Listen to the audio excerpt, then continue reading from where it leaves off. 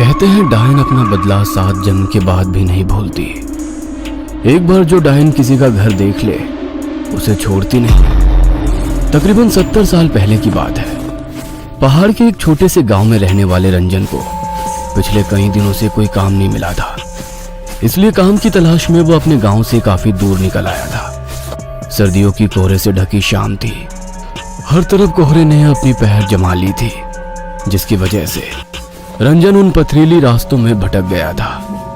तभी उसने देखा कि पीपल के घने पेड़ के नीचे एक बाबा बैठे हुए चिल्लम फूंक रहे हैं। उस रात की साहें साहें करते सन्नाटे में किसी इंसान को देखकर रंजन की कुछ हिम्मत बढ़ी और वो जाकर बाबा के पास बैठ गया। कहाँ वीरानों में भटक रहा है बच्चा? इधर का तो नहीं लगता। मैं 7 कोस दूर डिबरी गांव से काम की तलाश में निकला था। काम तो नहीं मिला, लेकिन लौटते हुए अंधेरा हो गया तो पहाड़ों में रास्ता भी भटक गया। अब ना आगे का कुछ समझ आता है ना पीछे का। ऊपर से ये ठंड खून जमा रही है और डर और घबराहट से दिमाग काम नहीं कर रहा है बाबा। पहाड़ों में ऐसे दिन ढले वीरान रास्तों पर निकलना ठीक नहीं होता। तू ये जो नहर के साथ वाली पगडंडी है उसे पकड़ कर निकल जा। आगे एक गांव पड़ेगा, वहां जाकर मदद मांग लेना। और हाँ, अब रास्ते में रुककर इधर उधर मत देखना। रंजन को बाबा की बातें और उनकी वेशभूषा बहुत रहस्यमयी सी लग रही थी। बाबा के सर से लटकती लंबी जटाएं उनके मुंह को ढके हुए थी। हाड़ कपाती ठंड में उनके शरीर पर नाम मात्र के कपड़े थे और आंखों में इतनी सुर्खी थी कि देखकर कोई भी डर जाए। ठंड से परेशान है बच्चा? ये ले, 2 कश भर ले, थोड़ी राहत मिल जाएगी। रंजन पहले से ही बहुत घबराया हुआ था। इस समय उसे बाबा की कही बातों को मानने के अलावा कोई और चारा नजर नहीं आ रहा था। थोड़ा सा कुछ आते हुए उसने हाथ आगे बढ़ाया और चिल्लम बाबा के हाथों से लेकर 2 गहरे कश खींच लिए। अपनी बात कहने के बाद बाबा फिर से सर झुकाकर अपने चिल्लम सूखने में व्यस्त हो गए। रंजन कुछ पल वहीं खड़ा रहा और फिर चुपचाप बाबा के बताए रास्ते पर आगे बढ़ने लगा। जैसे जैसे वो आगे बढ़ रहा था, पास के जंगल से आती जंगली जानवरों की हू की आवाज से उसके बदन में डर की झुरझुरी सी दौड़ रही थी। अचानक उसे अपने पीछे किसी के कदमों की पात चाप सुनाई पड़ने लगी। इतने सुनसान रास्ते में अचानक कौन मेरे पीछे पीछे चल रहा है? किंतु बाबा ने कहा था मुझे पीछे मुड़कर नहीं देखना है। क्या करूं, कुछ समझ में नहीं आ रहा। रंजन अभी कुछ समझ पाता कि उसे अपना नाम सुनाई दिया। रंजन, रंजन, इतनी जल्दी मेरी आवाज भूल गया? अपना नाम सुनकर रंजन ने चौंक कर पीछे मुड़कर देखा तो उसे अपने ठीक पीछे वही बाबा दिखाई देते हैं। आओ, मैं तुम्हें ये रास्ता पार करा देता हूँ। तुम्हें डर लग रहा था ना? बोलो, कहाँ तक जाओगे? लेकिन अचानक से बाबा यहाँ कैसे आ पहुंचे और उन्हें कैसे पता मुझे डर लग रहा है? लगता है तुझे मेरी मदद की जरूरत नहीं। नहीं, ऐसी बात नहीं है। बस मेरा कोई ठिकाना नहीं बाबा। काम की तलाश में निकला था। रात में किसी गांव में डेरा लगा लूंगा, सुबह फिर काम ढूंढने निकलूंगा। इस रास्ते से दाएं घूम जाना, आगे एक जंगल दिखाई देगा। वहां पर एक बूढ़ी रहती है, किसी विश्वास के आदमी को ढूंढ रही है जो उसके बंगले की मरम्मत कर दे। बदले में तुम्हें अच्छे रकम दे देगी, लेकिन उसकी एक शर्त है कि बस अपने काम से काम रखना होगा। घर में किसी सामान को हाथ नहीं लगाना है और बूढ़ी से कोई सवाल भी नहीं करना है। एक और बात का ख्याल रखना, बूढ़ी औरत के पीछे जाने की गलती कभी ना करना। मुझे बस काम मिल जाए, इसके अलावा मुझे उस बूढ़ी से कोई मतलब नहीं। आपका बहुत बहुत धन्यवाद बाबा, लेकिन इतनी रात गए क्या वहां जाना सही रहेगा? तुम जाओ, वो बुढ़िया रातों को सोती नहीं है। तुम्हें वो तुम्हारा इंतजार करती मिलेगी। रंजन को बाबा और उनकी बातें अब भी और रहस्यमयी लग रही थी, लेकिन इस समय उसके पास ना तो रात गुजारने का कोई साधन था, ना काम का ठिकाना। काम के लालच में वह बाबा के बताए सुनसान रास्ते की ओर मुड़ गया। कुछ देर बाद उसे एक पुराना सुनसान सा बंगला दिखाई दिया। बंगले को देखकर ऐसा लगता तो नहीं कि यहाँ कोई रहता होगा। जैसे ही रंजन बंगले के दरवाजे के सामने पहुंचता है, वह दरवाजा खुद ब खुद खुल जाता है और उसके सामने काले घाघरे और चुंडे से मुंह छुपाए एक बूढ़ी दिखाई देती है। कौन हो? यहाँ क्या करने आए हो? माई आपको मिस्त्री की जरूरत है? मैं आपका काम पूरा कर दूंगा, बस काम की तलाश में यहाँ आया हूँ। हाँ ठीक है, मुझे ज्यादा सवाल करने वाले लोग पसंद नहीं। बातें नहीं, बस काम पर ध्यान देना। जी समझ गया। और मेरी दिहाड़ी? पैसों की तू चिंता मत कर, तेरी इच्छा से ज्यादा ही मिलेगा। बूढ़ी उसे अपने साथ बंगले के अंदर ले जाती है। अंदर का माहौल कुछ अजीब था। पूरे घर में अजीबो गरीब सी चीजें दिखाई दे रही थी। जगह जगह छोटे छोटे आईने लटके दिखाई दे रहे थे और उन आईनों के साथ अलग आकार की काले कपड़े से बनी गुड़िया लटकती हुई दिखाई दे रही थी। उन सभी गुड़ियों को देखकर रंजन को कुछ अजीब सी सिहरन महसूस हो रही थी। काली गुड़िया की आंखों के आसपास लाल रंग टपकता दिखाई दे रहा था, जिससे वो बहुत भयानक दिखाई दे रही थी। ये घर कुछ अजीब सा क्यों महसूस हो रहा है मुझे? इतने अजीबोगरीब सामान, लेकिन बुढ़िया ने कहा है कि कोई सवाल नहीं करना है, इसलिए अपने मन की शंका मन ही में दबाए रंजन बंगले के उस भाग में पहुंच जाता है जहां पर उसे मरम्मत का काम करना था।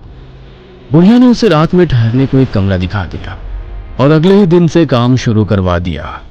इस आंगन को खोद कर यहाँ पर एक पक्का कुआं बनाना है। कर पाओगे? मेहनत का काम है।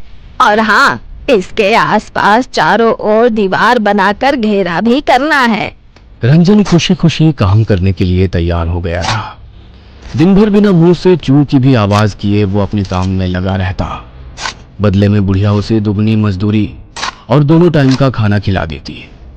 एक सप्ताह के बाद काम पूरा हो गया, ये ले तेरा हिसाब। डिमरी गांव से आया है ना तू? हाँ, डिमरी से ही आया हूँ, लेकिन आपको कैसे पता? रंजन की बात सुनकर बुढ़िया ने गुस्से से उसकी ओर देखा। बोला था ना कोई सवाल नहीं। सुन, मेरा एक काम करेगा। तेरे गांव में एक आदमी रहता है, सज्जन सिंह। जानता है उसे? नहीं, जानता तो नहीं हूँ, लेकिन उसकी गांव में एक बड़ी दुकान है, इसलिए नाम सुना है उसका। मेरा दूर का रिश्तेदार है, उस तक कुछ सामान पहुंचाना है। तुझे इस काम के बदले मैं थोड़े पैसे और दे दूंगी। अरे गाना। रंजन खुशी खुशी बुढ़िया का सामान पड़ोस की गांव तक पहुंचाने को तैयार हो जाता है। बुढ़िया ने एक पोटली बांधकर उसे थमाई और कुछ पैसे देकर विदा कर दिया। रंजन ने एक सप्ताह काम करके अच्छा धन इकट्ठा कर लिया था। पोटली लेकर वह सज्जन सिंह के घर पहुंच जाता है। जी, क्या आप ही सज्जन सिंह हो? और सज्जन सिंह के लिए यह सामान उनकी किसी जानने वाली ने भिजवाया है। कहाँ से आए हो? किसने भिजवाया है? मुझे ज्यादा जानकारी नहीं है, मैं तो साथ को उस दूर काम करने गया था। वहीं एक बुढ़िया मिली जिसने ये सामान आपको देने के लिए कहा। सज्जन सिंह हैरानी से वो पोटली खोलकर देखता है तो उसकी चीख निकल जाती है। तुरंत ही वो उस पोटली को वापस बांधता है और उसे वापस पकड़ा देता है। इसे तुरंत वापस देकर आओ, जिसने तुझे ये दिया है। ये मेरा सामान नहीं है, और खबरदार, अगर आज के बाद यहाँ दिखाई दिया, मुझसे बुरा कोई नहीं होगा। सज्जन सिंह को गुस्से में देखकर रंजन पोटली लेकर अपने घर आ जाता है। आजकल किसी के साथ भलाई करने का जमाना ही नहीं रहा। साथ को उससे मैं ये पोटली ढोकर लेकर आया और यहाँ आकर उस बूढ़े ने सामान लेने से इनकार कर दिया। कहता है मैं तुरंत जाकर उसे वापस करके आऊं। अरे छोड़िए ना, आपको क्या जरूरत है वहां जाने की? इसमें जो भी सामान है उसे हम रख लेते हैं। कोई मूर्ख ही होगा ना जो इतनी दूर ये सामान लौटाने जाएगा। पागल मत बन, हमें इसे खोलने की भी जरूरत नहीं है। जो भी सामान है हम वापस कर देंगे, बस जो अपना नहीं वो मिट्टी। रंजन की पत्नी को जाने की जिद थी। वो हर हाल में देखना चाहती थी कि इस पोटली में बुढ़िया ने क्या कीमती सामान दिया है। इसलिए रात को रंजन के सोने के बाद वो पोटली खोल देती है। पोटली देखकर उसके पैरों के नीचे से जमीन निकल जाती है। इस पोटली में तो बड़ा ही अजीब सा जादू टोने का सामान रखा हुआ है। हे भगवान, कहीं इसीलिए तो उस बूढ़े ने ये सामान इनसे वापस करने को तो नहीं कहा था। और ये क्या, इस काली गुड़िया ने तो हूबहू मेरे जैसे कपड़े पहने हुए हैं। उर्वशी पसीने से तरबतर हो गई थी। अगली सुबह। सुनिए जी, ये पोटली उस बुढ़िया को वापस देकर आइए, और चाहे जो हो जाए आप वहाँ एक पल को भी ठहरना मत। तूने ये पोटली खोली थी क्या? नहीं नहीं, मैंने कुछ नहीं देखा, बस तुम ये वापस देकर आओ। रंजन वो पोटली लेकर घर से निकलकर अभी कुछ ही दूर पहुंचा था कि सज्जन सिंह के घर से रोने की आवाजें सुनाई दी। अरे भाई, बड़ी बुरी मौत हुई सज्जन काका और उनकी पत्नी की। लगता है किसी ने मारकर फांसी पर लटका दिया हो। लेकिन हैरानी की बात तो ये है कि कमरा अंदर से बंद था। ऐसा कैसे हो सकता है भला? भाई मुझे तो कुछ ऊपर का चक्कर लग रहा है। ये किसी इंसान का काम नहीं हो सकता। हालत देखी थी दोनों की, पूरा शरीर ऐसे मरोड़ा हुआ था जैसे कोई कपड़े की गुड़िया को मरोड़ता है। रंजन को गांव वालों की बात सुनकर एक झटका सा लग गया था। एक के बाद एक उसे सज्जन सिंह की कही हुई बातें और पोटली देखने के बाद डर से सफेद पड़ा चेहरा याद आने लगा। न जाने क्या पहली है इस पोटली की। कल मैंने ये पोटली दी और आज सुबह उसकी मौत हो गई। रंजन तेजी से बुढ़िया के बंगले की ओर बढ़ा जा रहा था। आज जब वो बंगले के सामने पहुंचा तो पाया बंगले के दरवाजे पर एक ताला लटक रहा है और बंगला भी उसे कुछ ज्यादा ही सुनसान सा नजर आया। रंजन अब इस बंगले और बुढ़िया का सच जानना चाहता था, इसलिए वो ताला तोड़कर उसके अंदर घुस जाता है। अंदर का नजारा देखकर उसकी आंखें आश्चर्य से फैल गई थी। बुढ़िया के कमरे में 3 नई काली गुड़िया लटकी हुई थी और उसमें से एक गुड़िया के कपड़े उसे कुछ जाने पहचाने नजर आ रहे थे। रंजन घबराकर उस बंगले से निकलकर बाहर सड़क की ओर आ जाता है। भाई कुछ पता है ये बुढ़िया कब तक लौट कर आएगी? रंजन की बात सुनकर उस आदमी ने उसे ऊपर से नीचे तक घूरते हुए कहा, पागल पागल है क्या भाई? ऐसा क्यों कह रहे हो भैया? क्योंकि यहाँ कोई नहीं रहता। 50 साल से लटका है ये ताला। और हाँ, भूत बंगला है ये। रात के समय भटकना भी नहीं उसके आसपास। हाँ। उस आदमी की बात सुनकर रंजन की रीढ़ में ठंडक दौड़ने लगी। क्या क्या क्या क्या? भूत बंगला? भाई मेरे दादा कहते थे किसी डायन का बंगला है ये। इसमें वो तरह तरह के टोटके टोना किया करती थी। एक तांत्रिक था जिसने इस डायन की चोटी काट कर इसे जला दिया था। तब से ये बंगला ऐसे ही पड़ा हुआ है। कहते हैं आज भी रात के समय इस रास्ते से गुजरने वाले लोगों को वो डायन दिखाई दे जाती है और उस तांत्रिक का पता पूछती है।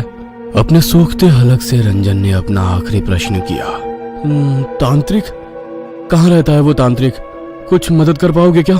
भाई सुना है उसने इस डायन को मारने के बाद ये काम छोड़ दिया और दूर किसी गांव में जाकर बस गया। उसकी पहचान अब किसी को नहीं पता। बातें करते हुए रंजन बंगले से कुछ दूर तक आ गया था। आदमी के जाने के बाद अब मुझे ये पहली समझ में आ रही है। जरूर सज्जन सिंह वही तांत्रिक है जिसे वो बरसों से ढूंढ रही थी और उसे मारने के लिए उसने मुझसे इस पोटली में जरूर कोई तंत्र का सामान भिजवाया था जिसने सज्जन सिंह और उनकी पत्नी की जान ले ली। लेकिन अब मैं इस पोटली का क्या करूं?